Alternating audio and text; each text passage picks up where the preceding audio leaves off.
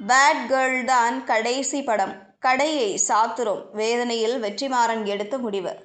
Bad girl படத்தில் பிராமண சமூக பெண்ணை மோசமாக சித்தரித்துள்ளார் வெற்றிமாறன் என கடும் எதிர்ப்பு அந்த படத்துக்கு எதிராக கிளம்பியது.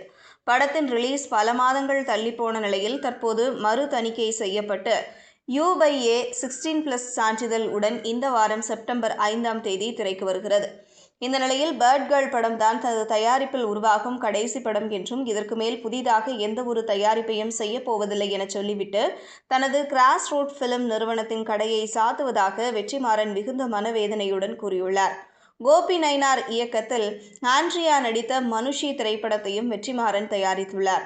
அந்த படம் தணிக்கை செய்யப்பட்டு அதன் பின் ரிவிஷன் கமிட்டியிடம் 2 முறை சென்று நீதிமன்றத்தில் பார்க்கப்பட்டு தற்போது ரிலீஸுக்கு தயாராகிவிட்டதாகவும் தொடர்ந்து சோதனைகள் மற்றும் அழுத்தங்கள் கொடுக்கப்பட்டு வரும் நிலையில் வணிக ரீதியாக பல சிக்கல்களை சந்திப்பதால் இப்படி ஒரு முடிவை தான் எடுத்திருப்பதாக கூறியுள்ளார்.